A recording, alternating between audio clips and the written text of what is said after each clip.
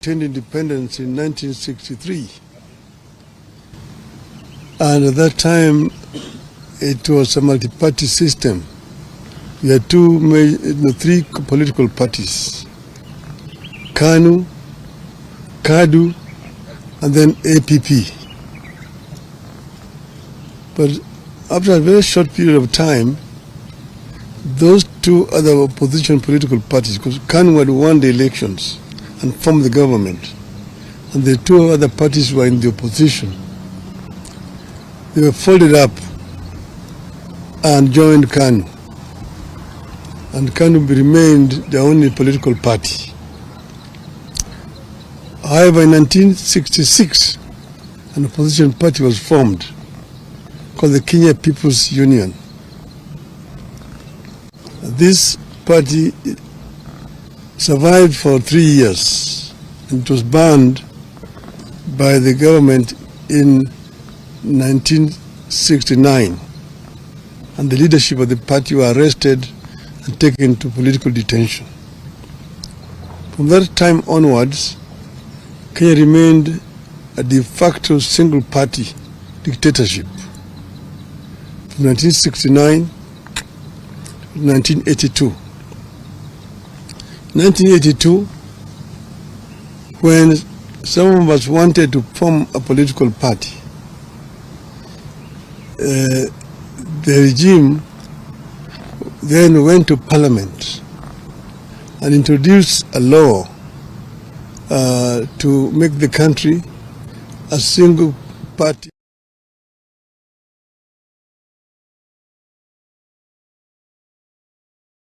Which is known as Section 2A, that made it illegal to form any other political party.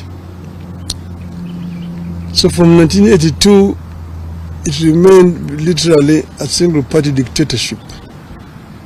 But that is the reason why in that same year there was a coup attempt which did not succeed. But before that, a number of Kenyans were arrested and taken to political detention. Most of them were lecturers at the University of Nairobi. Mukarunganga, people like Professor Katama Mukangi, Professor Willy Mutunga,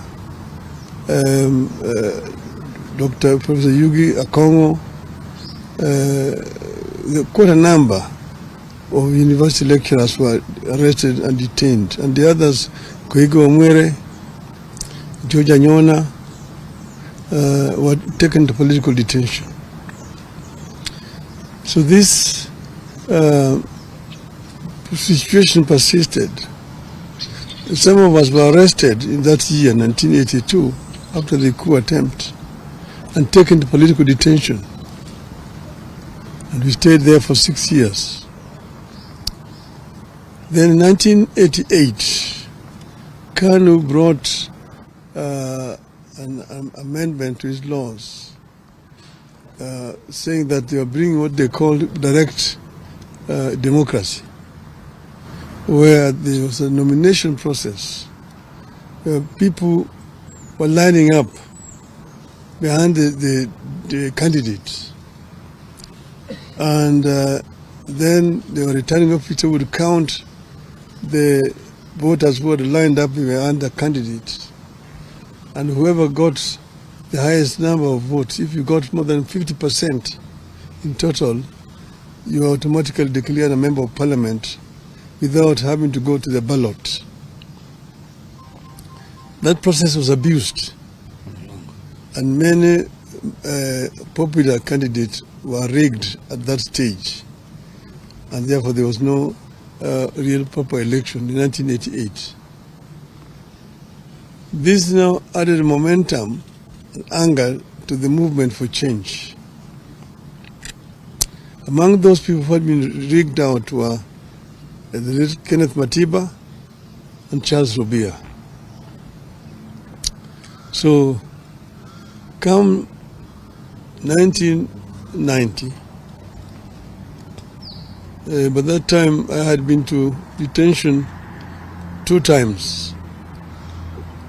the two politicians, Kenneth Matiba and Charles Rubia, on the 2nd of May 1990, addressed a press conference in which they said that Kenya, the time had come for Kenya to become a multi-party. That Kenyans wanted a multi-party system of government. They were condemned seriously as being ethnic chauvinists, anarchists, people who want to bring chaos in this country. They told that this country was not yet cohesive enough to become multi-party. It will take another 100 years before Kenya became a multi-party system. So these were daydreamers. So the kind of machinery at that time set off now to demonize the two members of parliament, the two former members of parliament. And in the process, of course, a number of very inflammatory statements were made, even by some today politicians who are talking about democracy here. If you go into the archives, you see the names and what they said at that time. So in the process, Kenneth Matiba came to look for me to arrange for a meeting between him and Jaramogi Oginga Odinga, who's my father. I arranged the meeting, and then we met again. They met again with Mr. Rubia, Mr. Neko, and after lengthy deliberations, the decision was taken that they would be supported. At that same time, they sent the goons to Matiba's home the following day to attack his family. Matiba's wife was very badly wounded, Edith, and she was admitted to Nairobi Hospital, where we went to see her. After that, we, myself and Kenneth Matiba and Charles Rubia, made a statement which we said we would go to Kamukunji to ask Kenyans if they were ready for multi-party. And we do it on the day of the 7th of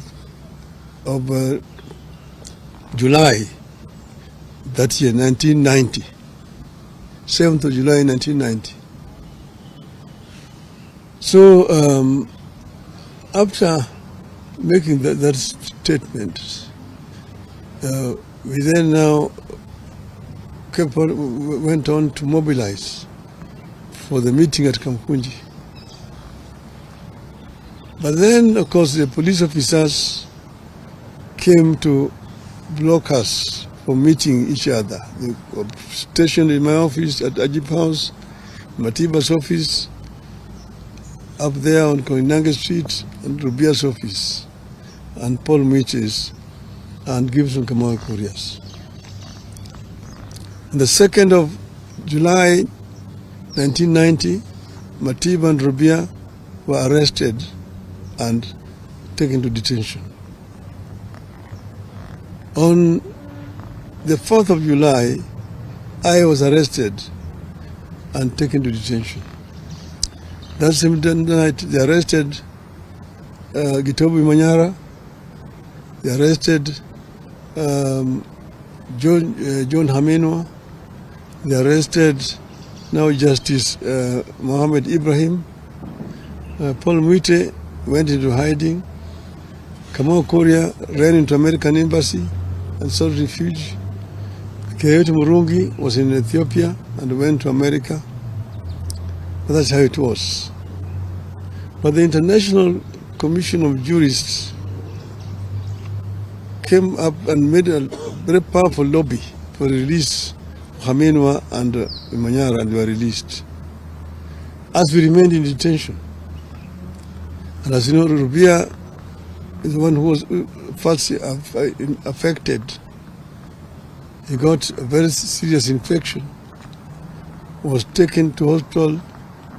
Eventually, he lost his vocal cords and was released. Matiba suffered a stroke in detention and was removed and eventually brought to Nairobi Hospital, after which she was then taken to London for treatment. That completely undermined his health permanently. And these two people eventually died because of not old age at that time, but because of the injuries they sustained while in detention. Many people, but in spite of our being detained, the Kenyan people braved it and came out in numbers to go to Kamukunji on the 7th of July, 1990. Many people were killed attempting to reach Kamukunji grounds that time. So then, after we came out of detention, then Ford was formed. We formed Ford.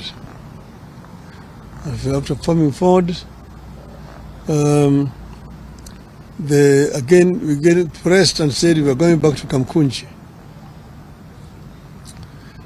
Eventually, when I was targeted again, I was moved away from here and taken into exile.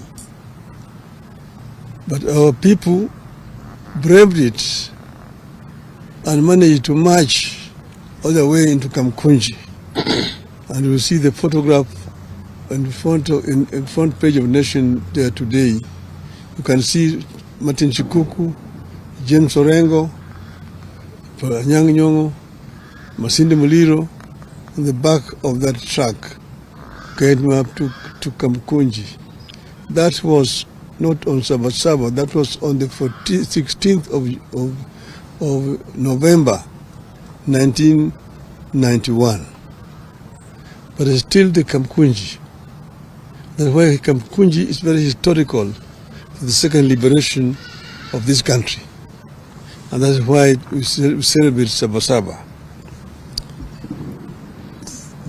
The fateful day on which Kenya's struggle for multi-party democracy took the most decisive turn is iconic and historical. It's a day rivaled only by the present day Masuja Day, previously Kenyatta Day, that celebrates the arrest and detention of the freedom fighters jointly called the Kapenguria Six. It is regrettable that the recognition and remembrance of Saba Saba has not been consistent in its short period history of 35 years. One moment it is important. The next moment it is not. On this 35th anniversary of Saba Saba, we decided to remember and to set the record straight on its significance, what it was and is, and what we ought to do with the foundation it laid for the country. Before that day, some patriotic Kenyans had demanded the repeal of Section 2A of the Constitution. A number of people, including Kenneth Matiba, Raila Odinga, Mohamed Ibrahim, Toby Manyara, John Haminwa, and Charles Robia, among others, were arrested and detained. It is quite unfortunate that some of the people we were fighting then and who sanctioned those arrests are trying to hide behind Saba Saba to advance their political fortunes. Some of them are alive today and now are masquerading as liberators. On the fateful day, July 7th, 1990, thousands of Kenyans tried to gather at the historic Kamukunji grounds to take stock of the past, the state of the nation, and chart a path of freedom forward. We decided that Saba Saba would be a march for political freedom and liberty, freedom of association, freedom of movement, freedom of expression, and a new democratic constitution founded on multipartyism.